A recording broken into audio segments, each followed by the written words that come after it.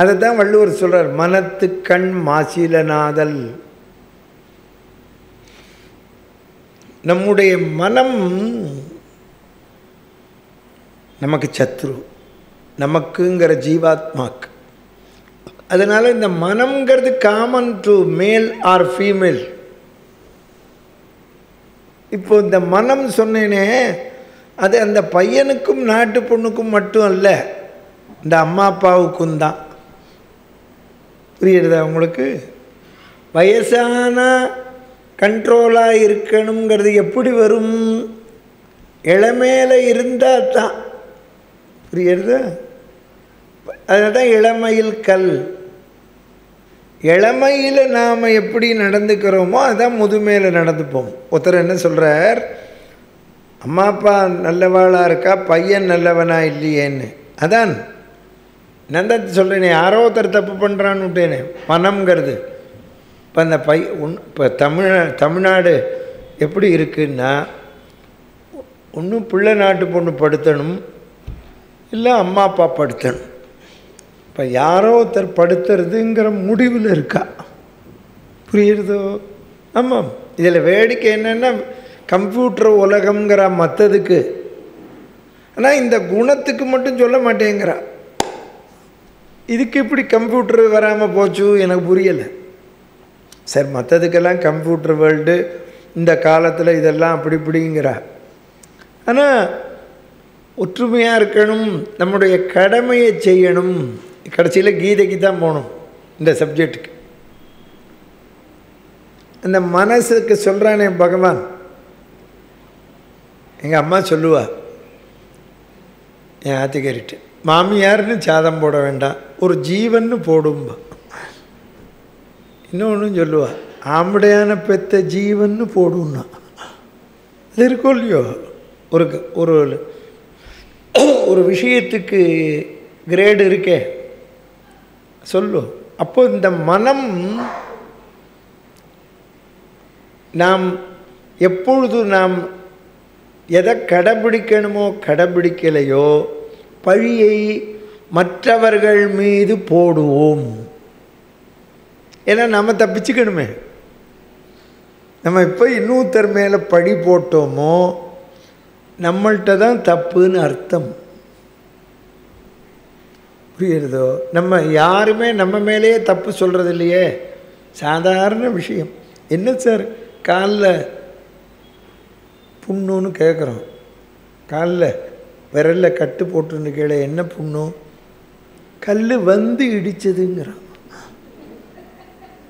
இப்போ நீங்கள் எனக்கு சொல்லுங்க, கல்லெல்லாம் வந்து இடிக்க ஆரம்பித்தா அப்புறம் நம்ம ரோட்டில் நடக்க முடியாது. நான் போய் இடிச்சுட்டேன் கல்லுலேன்னு ஒத்துணும் சொல்கிறதில்ல. நம்ம என்ன போய் இடிச்சுட்டோம், நான் தான் இடிச்சுட்டேன்னு சொல்கிறோமா? சொல்லலையே. பாருங்க நம்ம மனம் எப்படி வேலை செய்கிறது. கல் வந்து இடித்ததுங்கிறான். ஆமாம், ராமர் கல்லில் போய் இடித்தார், கல் பெண்ணாச்சு. நம்ம போய் கல்லில் இடித்தோம், ரத்தம்தான் வந்தது. சொல்லு. ஆமாம், ராமனை போய் கிறுக்குங்கிறான்னு இல்லையோ ஒருத்தன், அதுக்காக விளக்கம் தரேன். தெரிஞ்சுக்கோ. ராமன் யோசனை பண்ணி பாரு நீ. நம்முடைய மனம் அதைத்தான் நம்மாழ்வார் சொன்னார், நோற்ற நோன்பிலேன் நுண்ணறிவு இலேன். எப்படி சொல்கிறார்? நுண்ணறிவு அதான் ஞானம்ங்கிற.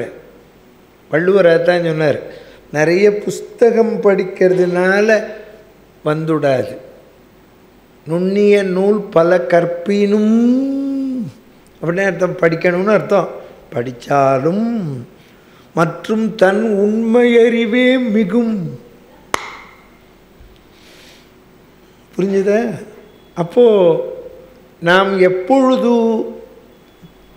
நம்முடைய மனதை நாம் கட்டுப்படுத்தவில்லையோ, நம்முடைய மனதை இஷ்டத்துக்கு விடுகிறோமோ சிரமப்படுவோம். நாமும் சிரமப்படுவோம், நம்மை சார்ந்தவர்களும் சிரமப்படுவார்கள். அதனால் தெரிஞ்சுக்கணும், யாருமே ஒன்று இந்த மனதை கட்டுப்படுத்துறதுன்னா எந்த காரியத்தையும் உன்னுடைய கடமையாக செய். அதுதான் கீதையில் சொல்கிறான் பின்னால். இதைத்தான் பாரதி சொன்னான் தமிழில் கீதையை. செய்தலுன் கடனே அறம் செய்தலுன் கடனே அதில் விளைவுறும் மேன்மையினை நினையாதே. ரிசல்ட் ஓரியன்டாக காரியம் பண்ணாதே சொல்கிறான். ஒரு பையன் சொல்கிறான், எங்கள் அம்மா அப்பா சொத்தே வைக்கலை, நீ இருக்கியே, நீ தான் சொத்து. சொல்லு, எப்படி வைக்கலேன்னு சொல்லுவ? உன்னை வச்சிருக்காளே சொல்லு. உன்னை எதையோ படிக்க வச்சாளா இல்லையா? பெற்று வளர்த்து ரோட்டில் விட்டுள்ளையே. ஏதோ அப்பா பிச்சை எடுத்தாவது ஸ்கூலில் சேர்க்குறான், காலேஜில் சேர்க்குறான்.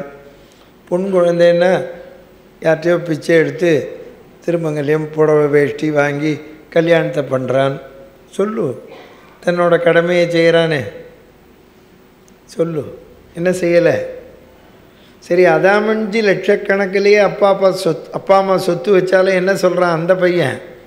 எங்கள் அப்பாவுக்கு இருந்த மூளைக்கு இன்னும் வச்சுருக்கலாங்கிறான். நடுவில் கொஞ்சம் செலவழிச்சுட்டாருங்கிறான். நடுவில் செலவழிச்சுட்டாருங்கிறான்.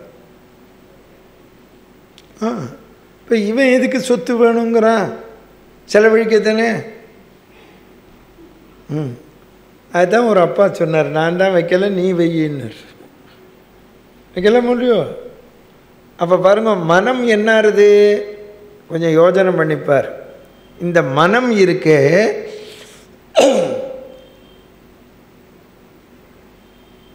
நாம் அதை கட்டுப்பாடோடு இயக்கவில்லை என்றால் கஷ்டம். அப்போ செயலுக்கு வந்தால்தானே. இப்போ நான் என்னோடய கடமையை செய்யலைன்னா அது அஃபெக்ட் ஆகும்.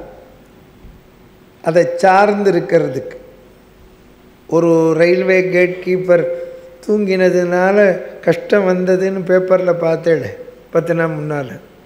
பார்த்தியா? அதுக்கப்புறம் அவனை சஸ்பெண்ட் பண்ணு, என்ன வேணாலும் பண்ணு, உயிர் போயிடுத்தே. சொல்லு.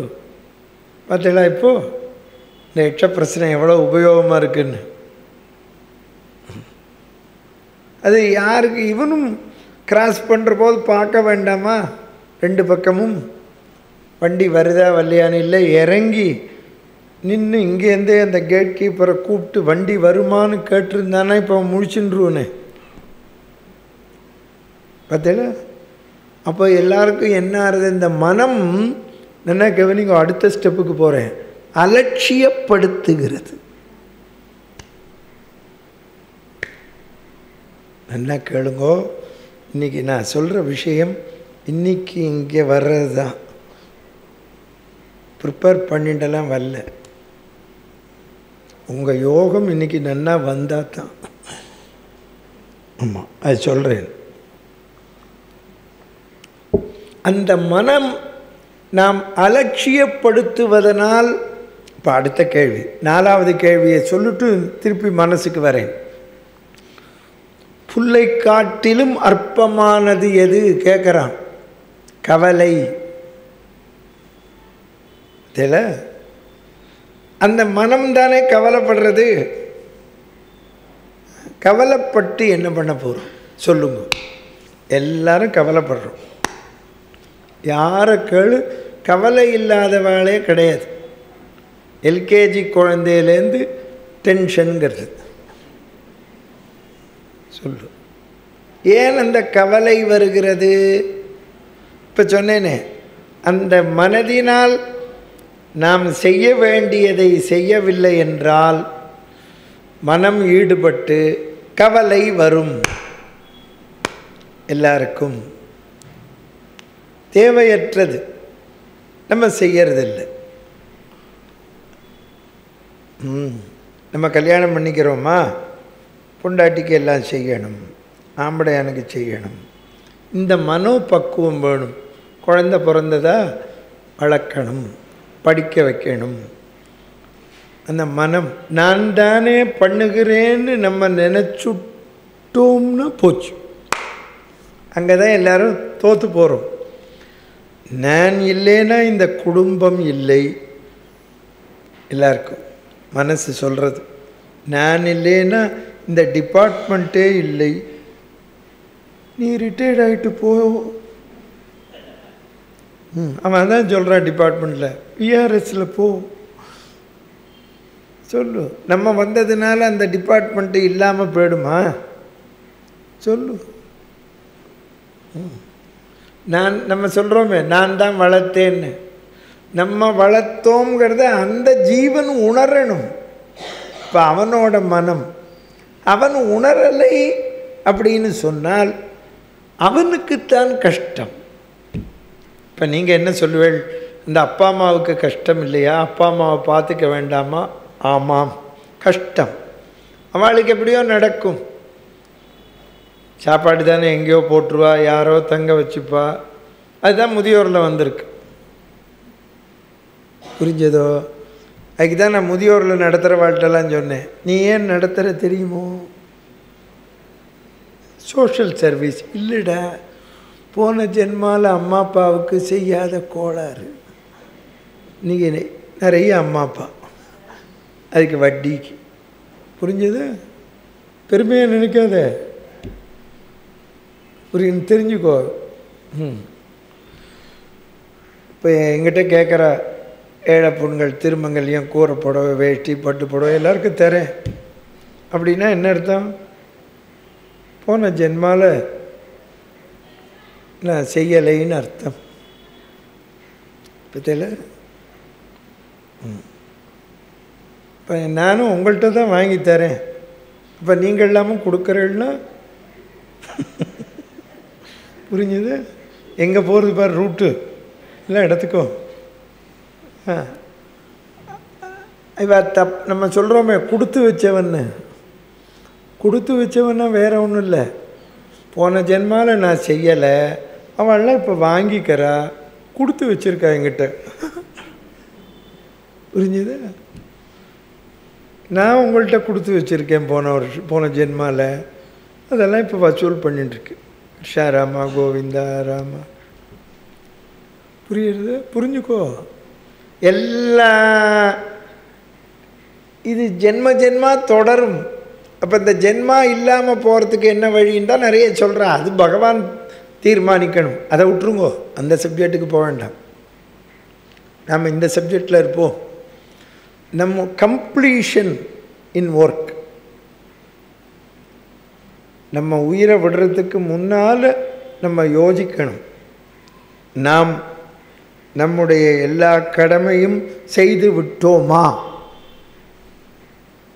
யோசிக்கணும். இன்னொன்று, இந்த இடத்துல நீங்கள் எல்லோரும் இப்போ கடமைன்னு அஸ்திவாரமாக சொல்லியிருக்கேன், மனம்னு தப்பாக பேசுகிறேன். நான்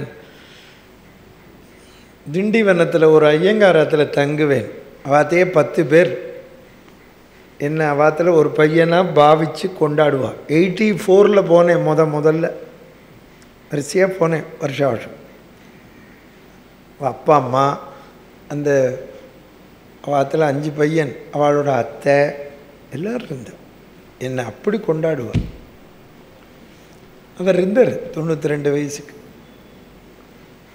அவர் கேட்பார், என்னை நுழைஞ்ச உடனே மேடையில் அம்மா அம்மான்னு சொல்லு, சாதிப்பீரே தேவரீர் தாயார் திருமேனி பாங்கா இருக்காளா அப்படின்னு கேட்பார். இருக்கா? எங்கே இருக்கா தாயார் என்ன கேட்குறா. அவர் ஐயங்காரோ இல்லையோ, எங்கே இருக்கார்? ஸ்ரீரங்கத்தில் அண்ணாவாத்துலையா என்ன கேட்குறார். இல்லைன்னு. அக்காவாத்தில் திருச்சியிலையா? இல்லை. நாக்பூர் அக்காவாத்துலையா? இல்லை. மெட்ராஸில் உங்காத்தில் இருக்காளா? இல்லைன்னு. பின்ன அம்மா எங்கே தான் இருக்கான்னு கேட்டார். அம்மாட்ட தான் அடியேன் இருக்கேன்னு சொன்னேன். எல்லோரும் தெரிஞ்சுக்கோங்க. நீங்கள் எல்லோரும் தப்பாக பேசுகிறீர்கள். வயசான காலத்தில் அம்மா அப்பா எங்கிட்ட இருக்காங்கிறீர்கள், மாமியார் மாமனார் எங்கிட்ட இருக்காங்கிறீர்கள். Pad word. இது பார்க்காதவனை விட மட்டம். சொல்லாதே, அம்மா அப்பாட்ட தான் நான் இருக்கேன்னு சொல்லு. எத்தனை வயசானாலும் நம்ம குழந்தை. எனக்கென்ன மனக்கவலை. இப்போ சொன்னேனே கவலையை பற்றி, என் தாய் கன்றோ தினம் தினம் என் கவலைனா சொல்லு. மற்றொரு கருத்து, கவலைங்கிறதுக்கு மீனிங் தெரிஞ்சுக்கோங்க. பொறுப்பு. பொறுப்பு நிறைவேறாத தன்மைக்கு பேர் தான் கவலை. நம்ம எல்லாரும் என்ன பண்ணுறோம், நம்மளோட பொறுப்புலேருந்து நழுவ பார்க்குறோம். அங்கே தான் கஷ்டம். ஒரு வச்சனம் சொல்லுவா, கழுவுற மீனில் நழுவுற மீனாக போகிறான்னு சொல்லுவாளா பெரியவாள்லாம். அதுதான் அது. நம்முடைய பொறுப்பிலிருந்து போயிடுவோம். அதுதான் மனம் சொல்கிறது. அந்த மனதை நம்ம கட்டுப்படுத்தணும். அந்த மனதை நாம் கட்டுப்படுத்தவில்லை என்றால் பிரச்சனை. இப்போ சொன்னேன் பாருங்க, அந்த அம்மா அப்பாவும் மனதை கட்டுப்படுத்தி நடந்துக்கணும். பிள்ளை நாட்டு பொண்ணும் நடந்துக்கணும், இல்லை பொண்ணு மாப்பிள்ளையும் நடந்துக்கணும். ப்ராப்ளமே வராது. எங்கே ப்ராப்ளம் வருது? நம் மனதினால். அதான் ஒரு பையன் சொன்னான், ப்ராப்ளமே இல்லாத இடத்துக்கு போகணும்னா. அதுக்கு அறிஞன் ஒருத்தன் சொன்னான், நம்ம போனாலே வந்துடும்னு.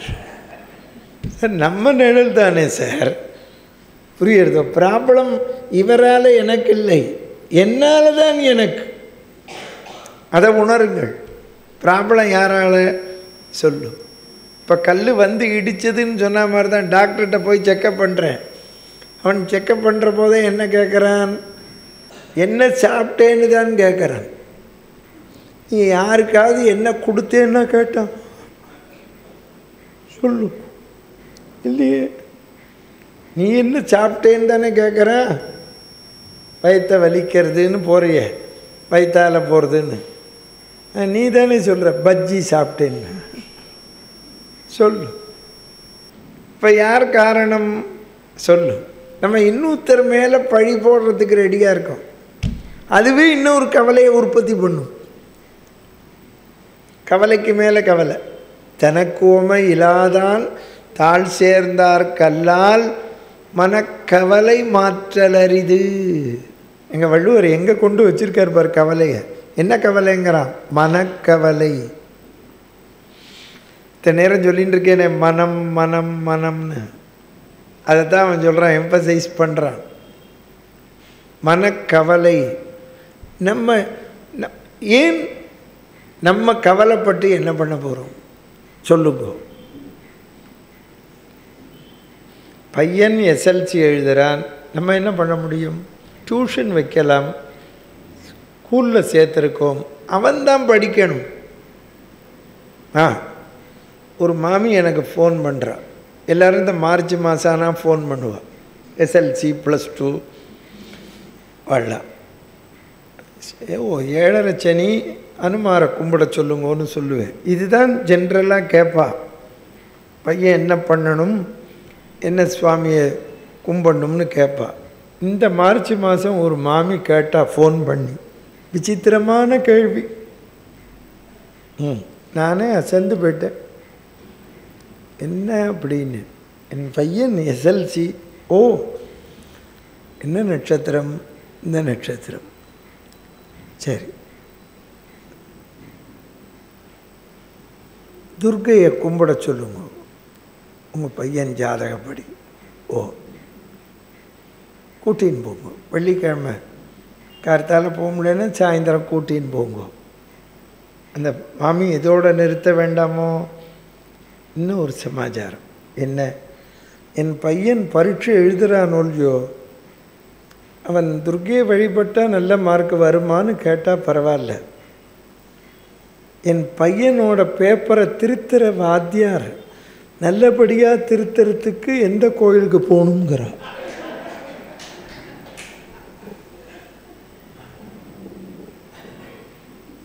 சொல்லுங்க. இது அவாத்து மாமி கவலைப்படணும்னு. அவரே என்ன கவலைப்படணும்? இப்போ அவர் நல்லபடியாக திருத்தணும்னா இவன் ஒழுங்காக எழுதினா திருத்த போகிறார். இவன் எப்படி எழுதினானோ மார்க் போட போகிறார். அதானே? அதனால தான் இந்த மாதிரிலாம் பழி வரும்னு தான் நான் உபன்யாசத்தில் 50 வருஷம் முன்னாலே சொன்னேன். வாத்தியாரே திருத்தப்படாது. வாத்தியார் திருத்துறதுனால தான் பிரச்சனை. வாத்தியார் திருத்தக்கூடாது. அந்த சிஸ்டம் வரணும். பையன் பரீட்சை எழுதுறானோ இல்லையோ, எல்லா பரீட்சையும் எழுதி முடித்த உடனே அந்த பையங்களே வர சொல்லி ஸ்கூலுக்கு ஒரு நாளைக்கு இன்றைக்கி தமிழ் பேப்பர் இந்த கையில் பிடி, இந்த கேள்விக்கு இதான் ஆன்சர், இது இருந்தால் இத்தனை மார்க்கு போட்டுக்கோ, இல்லைன்னா இவ்வளோ மார்க்கு தான் போடணும்னு அவன் கையிலேயே பேனாவையும் பதில் புஸ்தத்தையும் கொடு. வாத்தியார் கூட 100க்கு 60 போடுவார், இவன் 50 தான் போடுவான். அவனே திருத்த சொல்லு பாரு. அவன் இன்னொருத்தனை குறை சொல்லுவானா?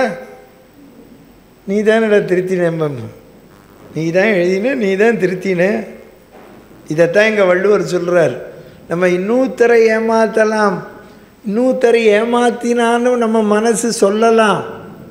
ஆனால் நம்ம மனசுக்கு தெரியுமே நான் தப்பு பண்ணேனா நல்லது பண்ணேனா. தஞ்சஞ்சறிவது பொய்யற்க பொய்த்த பின் தன்னஞ்சே தன்னை சுடும்.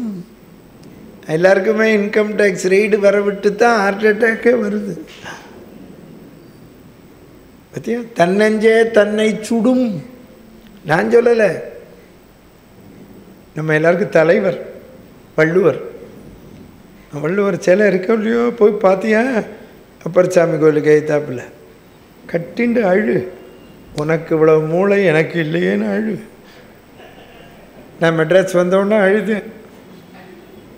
வள்ளுவர் சிலைக்கு எய்த்தாப்பில் அப்பர்சாமி கோயிலில் உபன்யாசத்துக்கு வந்த போதும் கமிட்டிக்காரர் எங்கே போகணும்னு இந்த சிலைக்கு தானே. ஐயோ அங்கே எதுக்கு, என் கூட வாங்கோன்னு கட்டின்னு அழுது. அவர் என்னன்னா அப்படின்னாரு. அம்மா இவ்வளவு மூளை உள்ளவன், நமக்கு இந்த மூளை இல்லையே. இவனையும் ஒத்தி பெத்தா நம்மளையும் ஒத்தி பெத்தா. பார்த்தியா? சொல்லு. தன்னஞ்சறிவது பொய்யற்க எச்ச பிரசனத்திலே தான் எழுதுறான்.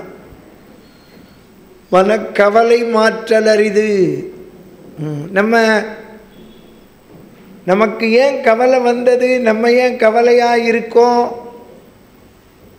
நாம் பொறுப்பாக இல்லைன்னு நம்ம யாரும் உணர்றதில்லை. நாம் பொறுப்பாக இருந்து நம்மளோட கடமையை செஞ்சால் கவலை வராதே. அப்போ நம்ம பொறுப்பாக இல்லை, கடமையை செய்யலைங்கிற போது மன கஷ்டம் வருது, கவலை வருது. ஆனால் அதை நம்ம ஏற்றுக்க தயாராக இல்லை. இன்னொருத்தர் மேலே பழி போடுறோம். யார் பக்கத்தில் இருக்கா? நம்ம குழந்தைய இருக்கிற போதே அப்படித்தானே குழந்தையிலேருந்தே பண்ண ஆரம்பித்தோம். இந்த குழந்தை பாருங்க இப்படி படியில் இறங்குற போது விழுந்துடும். விழுந்த உடனே அது எப்போ அழும்?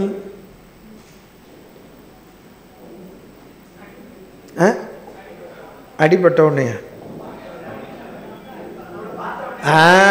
நம்மளை பார்த்தா அழறது. இப்போ நம்ம அங்கே ஒத்துரும் இல்லைன்னு வச்சுக்கோங்க, சத்தம் போடாமல் போயிடும். பார்த்தியா?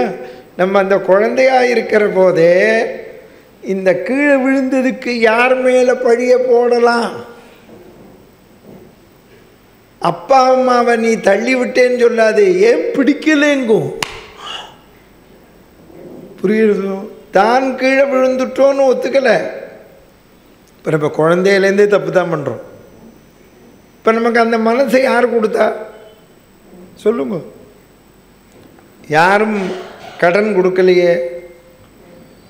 நம்ம அம்மா அப்பா இப்படி சொல்லுன்னு வளர்க்கலையே நம்மளை. நாமளாம் என்ன சொல்கிறோம்? இதைத்தான் சொல்கிறார் வள்ளுவர். இதைத்தான் எட்ட பிரசனத்தில் சொல்கிறான். மனம் நாம் கட்டுப்படுத்தவில்லை. அப்புறம் அம்மா அப்பா ஆத்துக்காரி இவாளுக்கு செய்கிறது அவளுக்கு செய்கிறது இதெல்லாம் எப்போ? மனம். புல்லை காட்டிலும் அற்பம் கவலை. புல்லை பிடுங்கி போட்டுரும். அது மாதிரி கவலையை தூக்கி எறியணும். கவலைப்பட்டு என்ன பிரயோஜனம் சொல்லு? நம்ம ஏதாவது அம்மா ஒன்றும் பிரயோஜனம் கிடையாது. கவலை ஏதாவது உண்டா? என்ன அதனால் என்ன சொல்லு. எங்கள் அப்பா காலமாயிட்டார்.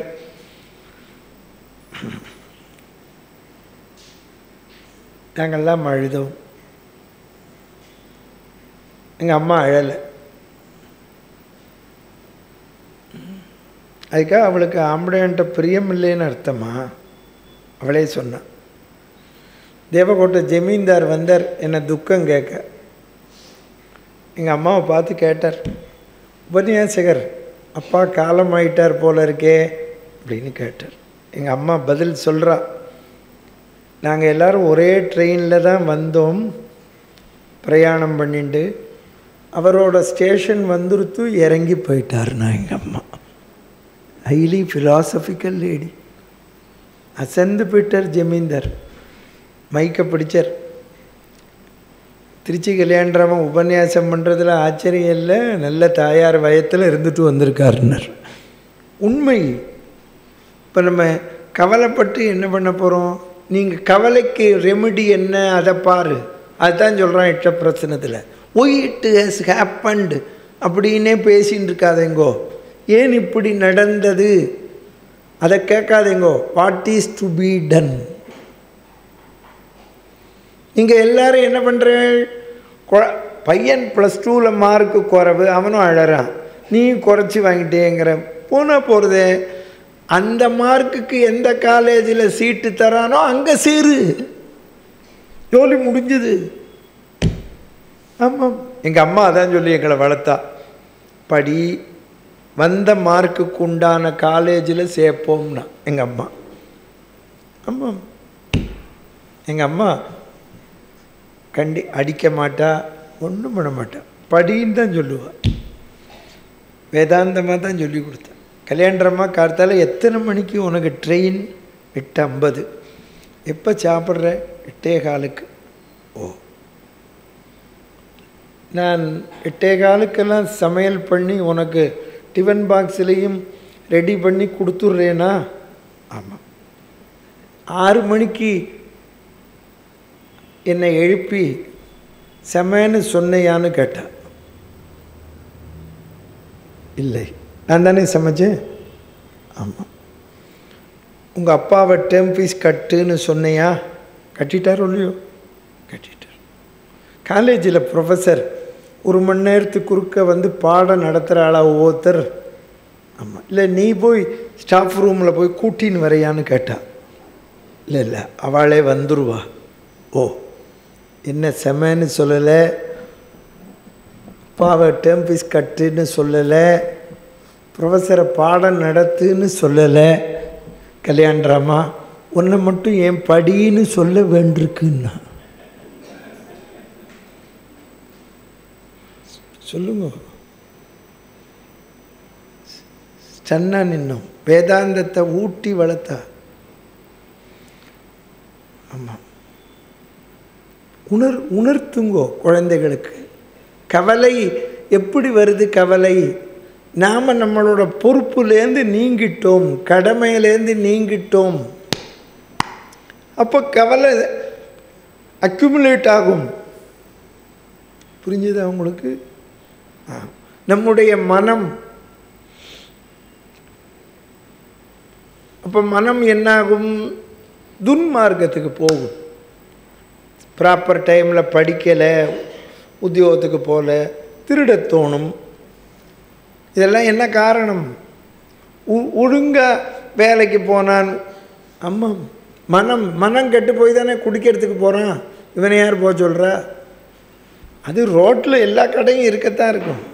ராமகிருஷ்ண பரமஹம்சர் சொல்கிறார், முத்து குளிக்கிறான், போய் முத்து எடுக்க போகிறான். முத்து எடுக்க சமுத்திரத்தில் குதிக்கிறான்னா அந்த சமுத்திரத்துக்குள்ளே நண்டு, நெட்டுவாக்கள், திமிங்கிலம், தேள் எல்லாம் இருக்கும். அது ஏன் இருக்குதுன்னு கேட்கக்கூடாது. நீ போய் முத்து தான் எடுக்கணும், நீ தான் எடுக்கணும் முத்து. அதெல்லாம் ஏன் இருக்குது? இப்போ நம்ம டிராஃபிக்கில் போகிறோம், ஆட்டோவில் போகிறோம், காரில் போகிறோம், நம்ம எங்கே போகணுமோ அங்கே தான் போகிறோம். கூட எத்தனையோ வண்டி வருது, நம்ம அதெல்லாம் பார்க்குறோமா?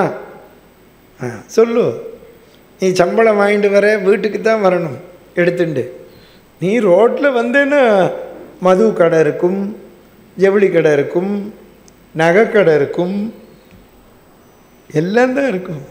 சொல்லு, வரிசையாக நகை கடை இருக்குது. நம்ம போய் என்ன வாங்குகிறோமா?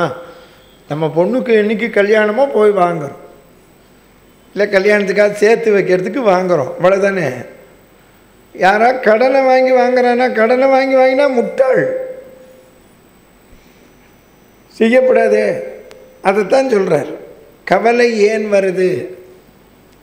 மனம், நம்முடைய அதைத்தான் பாரதி சொன்னான், மனதில் உறுதி வேண்டும். அதுதான் ஆழ்வார் சொல்கிறார், வாக்கிலோர் இன்சொல் இல்லை, மனதிலோர் தூய்மை இல்லை. நம்ம யாருக்கும் தூய்மையான எண்ணங்கள் இல்லை, அதனால்தான் சிரமப்படுறோம். நம்ம எப்போவுமே நம்மளை பற்றியே பார்க்கறதில்ல. நமக்கு 100 கடமை இருக்குது நம்மளை பற்றி. அடுத்த வாழை பற்றியே விசாரம். அன்ன விசாரம் அதுவே விசாரம், சொர்ண விசாரம் தொலையா விசாரம்.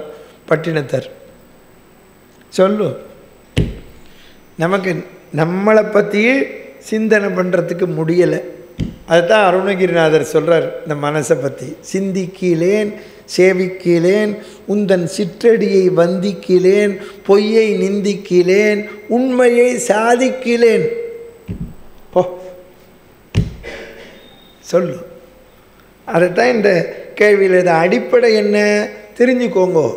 அம்மா அப்பாவை ஒருவன் வயதான பிறகு வயோதிகத்தில் காக்கவில்லை என்றால், அவளுக்கு செய்ய வேண்டியதை செய்யலைன்னா இவன் மனம் காரணம். அவன் மனைவி மேலே காரணம் போடுறான். அந்த மனைவியும் ஏன் அப்படி நடந்துக்கிறான்? அவள் மனம். புரியுறதா? எங்கே லிங்க் ஆகுது பார், மனம். அதனால்தான் அந்த 2 பேருமே நம்முடைய பொறுப்பு அப்படின்னு நினச்சுட்டான்னா அவள் அப்பா அம்மா பர்டனாக தெரியாது. இப்போ நமக்கு எப்போ ஒருத்தர் பர்டனாக தெரியறா சொல்லுங்க? நீ முதியோரத்தில் கொண்டு விடுறோன்னா அங்கேயும் ஒருத்தர் பார்த்துக்கணுமோ இல்லையோ? என்ன யோசனை பண்ணிப்பார். பணம் கொடுத்ததுனால ஆச்சா? மனசோட பார்த்துக்கணுமே. யோசனை பண்ணிப்பார். நீ ரொம்ப பேர் நினச்சினுக்கா பணத்தினால எல்லாம் பண்ணிடலாம். ரொம்ப பண்ண முடியாது. அதான் தினம் உபநியாயத்தில் சொல்லினுக்கேன். பணத்தினால பண்ண முடியாது. குணம் அங்கே இருக்கிறவனும் இவாளுக்கு செய்யணுங்கிற எண்ணம் இருக்கணுமே. ஏனோ தானோன்னு செஞ்சான்னு வச்சுக்கோங்க, பிரயோஜனம் இல்லையே. அப்படியே சேர்த்த உடனே நம்ம என்ன கேட்குறோம்? என்ன பார்த்துக்கிறாளா கேட்குறோமோ இல்லையோ? சொல்லுவோம் சார். எந்த காரியமும் ஒன்று வச்சுக்கோங்க, இந்த பூமியில் நம்முடைய மனம் ஈடுபட்டால்தான், ஸ்ரத்தையாக இருந்தால்தான். அதனால தான் சிராத்தம், சிரார்த்தம் இல்லை, இரு போடக்கூடாது. சிராத்தம் என்ன அர்த்தம்? ஸ்ரத்தா காரியம், ஈடுபாட்டோடு செய்யணும். அதில் நமக்கு ஈடுபாடு வேணும். அதுதான் சுவாமி சிவானந்தா சொன்னார் இந்த மனம் கண்ட்ரோலுக்கு. Devotion, dedication, involvement. No virtue is greater than sincerity. அங்கே வா சப்ஜெக்டுக்கு. மனம் மனம் மனம்னு சொன்னால் எப்படி மனம் சின்சியராக இருக்கணும். ஆமாம். கல்யாணம் வந்து உங்களுக்கு உபன்யாசம் பண்ணுறேன்னா நீங்கள் எத்தனை பேர் இருக்கீள்? எனக்கு கொச்சின் இல்லை. 6:30 அரே ராமா சொல்கிறேன். 6:30 வருது உங்கள் கடமை. என் கடமை நான் 20 மேடையில் உட்காந்துடுறேன். புரியுறதா? நீங்கள் எத்தனை பேர் இருக்கீள்? 1000 பேர் இருந்தாலும் இதே சப்ஜெக்ட் தான். இந்த மாதிரி 100 பேர் இருந்தாலும் இதான் சப்ஜெக்டை மாற்ற முடியாது. நான் வந்து ஒத்துருமே இல்லையே அப்படின்னு சொல்லி ஏனோ தானோன்னு சொல்லக்கூடாது. அது என்னோடய கடமை இல்லையே. கிருஷ்ண பரமாத்மா கீதை அர்ஜுனன் ஒத்தனுக்கு தான் சொன்னான். போர்க்களத்தில் அவ்வளோ பேர் நிற்கிறான், பாக்கி பேர்லாம் கேட்கலையே. இதில் வேடிக்கை, அவன் நான் ஓடி போகிறேன் சண்டையை வேண்டான்னவனை இழுத்து வச்சு உபன்யாசம் பண்ணார். ரொம்ப கஷ்டம் இந்த உபன்யாசம் பண்ணுறது. புரிஞ்சுது உங்களுக்கு? உபன்யாசம் பண்ணுறது எவ்வளோ சிரமம்னு தெரிஞ்சுக்கோங்க. உங்களை எல்லாரையும் இப்போ இழுத்து உட்கார வச்சு உங்கள் மனசை கட்டுப்படுத்தி மனம் மனம் மனம்னு பத்தியா நீங்கள் அதை தான் உணருங்கள். தயவு செய்து நான் அடியேன் சொல்கிறத வியாக்கியானத்தை உணருங்கள். அதைத்தான் நீங்கள் கற்றுக் கொடுக்கணும் குழந்தைகளுக்கு ப்ரீச் பண்ணு. நான் ஒன்று சொல்கிறேன் அடிக்கடி உபன்யாசத்தில், பாட புஸ்தகத்தோட பக்தியை உணர்த்து, நம்முடைய கல்ச்சரை போதி. ஆமாம், கல்ச்சரை போதனை பண்ணு. என்ன வேணாலும் படிக்கட்டு சார். அவன் எந்த ஊருக்கு, அமெரிக்கா லண்டன் வேலைக்கு போட்டு இந்த அம்மாட்ட அப்பாட்ட இருக்கிற பிரியத்தை எதுக்கு விடணும் சொல்லுங்க நீங்கள். சார் நீங்கள் எங்கே திரைக்கடலோடையும் திரவியம் தேடுன்னு தானே சொல்லி கொடுத்துருக்கோம். திரவியம் தேட வேண்டான்னே சொல்லலை. சரி, அடுத்தாப்பில் போகிறேன். இன்னும் இருக்குது அந்த கேள்வி. இந்த மனம்ங்கிற விஷயந்தான் தொடர்ந்து வரும். அடுத்த கேள்வி என்ன கேளு. இந்த மனசு சம்மந்தப்பட்டது தான் 108 கேள்வியுமே. நம்ம இந்த தானே நகர முடியாது. ஆமாம், மனம்தான்